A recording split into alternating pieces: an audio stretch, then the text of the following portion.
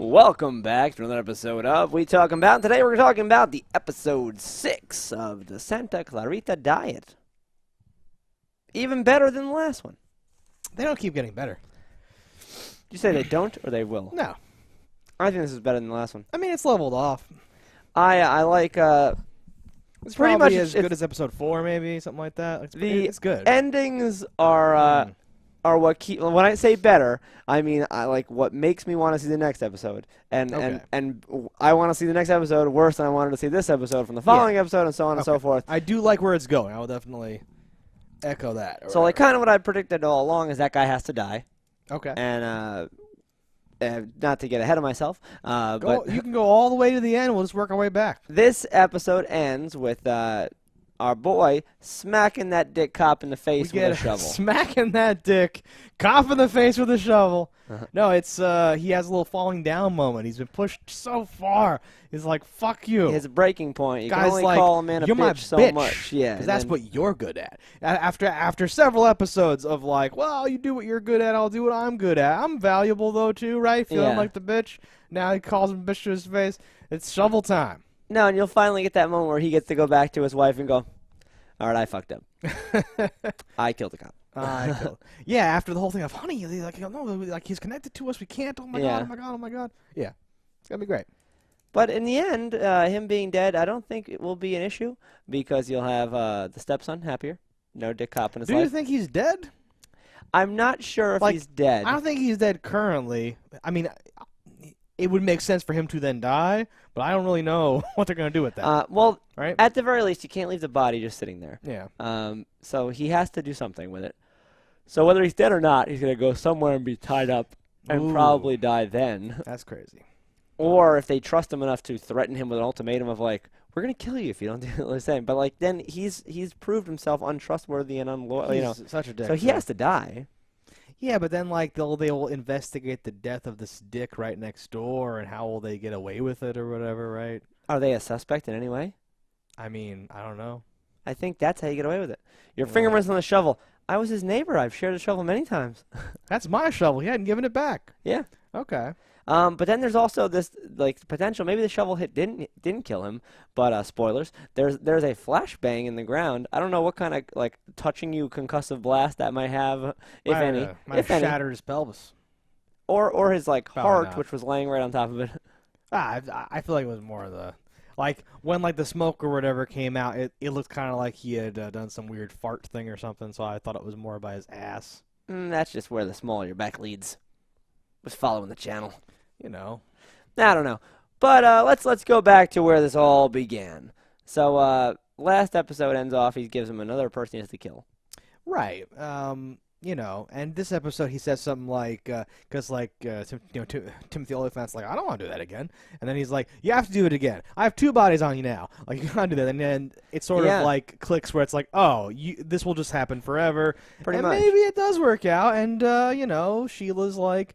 Drew Barrymore is kind of like, well, maybe Dan actually works for us. Maybe he's out there, and she says truffles or whatever. It would just been like, yeah, like finding us bad people to kill, and this, and honestly, that does work. I kind of thought this might be what the show was gonna do, and that'll be like how this all like clicks together or something like that. The flip side here I could see is that like immediately the next episode picks up and he wakes up and goes, you do have balls. Right. I like that. Exactly. But you know, who knows. But so they get this name of a sex trafficker. The wife's like, you know what? I'll take care of this one. You get my pen, which I left at the last crime scene. Yes. That's probably gonna get us arrested. So you go get that, and we'll do this. She goes to find him. She's in her sporting her new pink, crime scene poncho. And just as she's like getting up on this dude, the door to the elevator opens. Excuse me, and the neighbor girl walks out. And you're like, oh, this is not a sex trafficker. This is the girl. This is the guy that she's having an affair with. The what was he? Fucking like child orthodontist or some bullshit. Oh god, I knew until he said that. Yeah, some bullshit. Oncologist. Oncologist, yes. And he's like a good guy. She says that she's doing a charity watermelon eating contest. He goes, well, can I donate some money to the charity? He gives her $200 like off the bat. Never met her before. He's unusually great as a guy. Yes. Impossibly great to the point where I was like, is he a sex trafficker? Is this the whole thing? Yeah, it took me stupid long to realize. I was like, oh, that's a good cover story. His office up there. She doesn't even know he's a sex trafficker. Then I'm like, he's not a sex trafficker. You're an idiot. He might still be a sex trafficker. Don't think he is. He's probably not. So, from the start, and that's weirder then. So, like, the dick neighbor cop was like, I'll give you the first one as a test just to kill this guy. Well, because if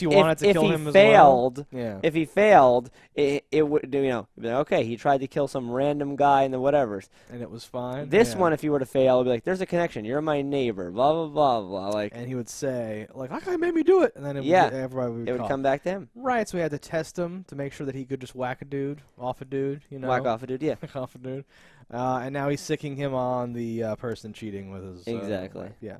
Okay, that's all wrapped up in a nice tidy bow. From Sheila's perspective, though, I think that this might actually and they kind of like hint at this.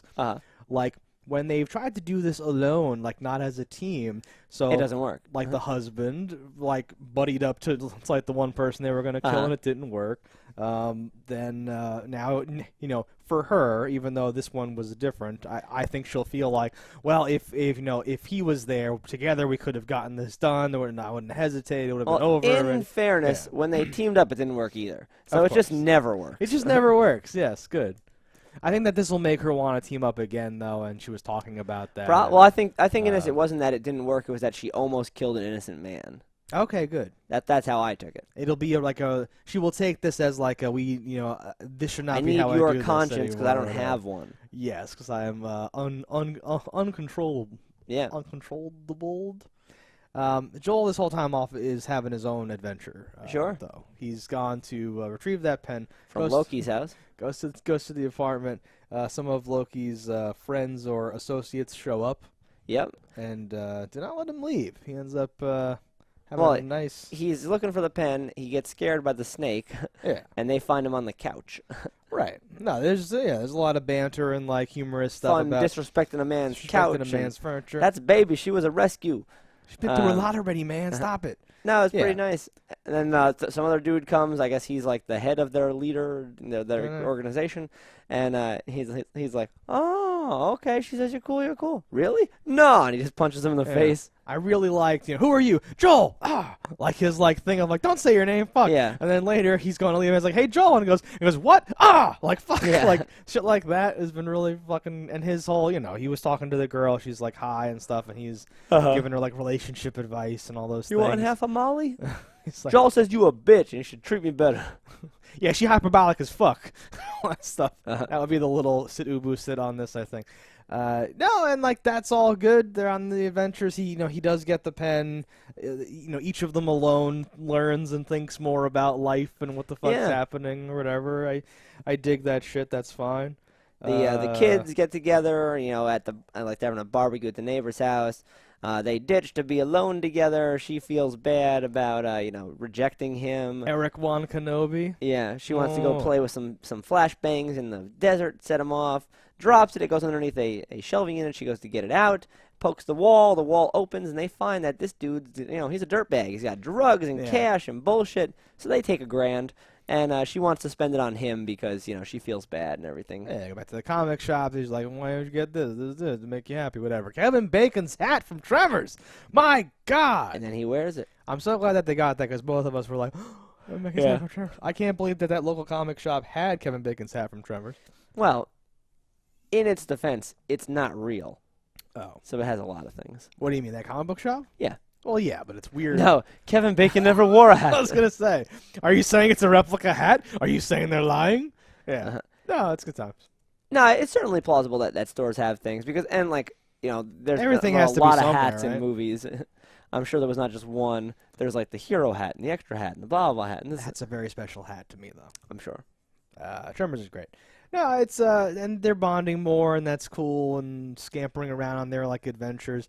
I think it's great that this, because he is a horrible person in every way, and now he's a horrible person in every way, where he's literally also a crooked cop and has and that's a very stereotypical the wads of cash, the drugs, the weapons, all that shit's in there in the wall. Been just picking it all clean from different crime scenes, I imagine, for years, or gouging people out for things. Like, I could arrest you, or you could give me this stuff. This stuff I'll plant on other people so I can take more stuff. No, and like here, he not, because the way he's been dealing with Joel, you would expect and assume he's this horrible person. But like in every other way, it seemed like he's like a hyper, rules by the book, too much, check everything. But now it all lines up where it's like, no, you're just as horrible. Because he says like, or I'll just plant evidence, or I'll just arrest your wife. Wouldn't that be fun? Or something like that. Like I'll plant evidence. I'm from the LAPD Sheriff's Department. That's what we do. It's literally what we do. Yeah, no, it's so that's and now he is laying on the ground. The flashbang has gone off.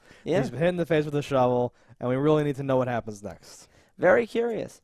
Did anything else happen in this episode worth noting? I don't think so. This episode went pretty quick because it was a lot of like action and just things happening. Yeah, it wasn't a whole lot of talk.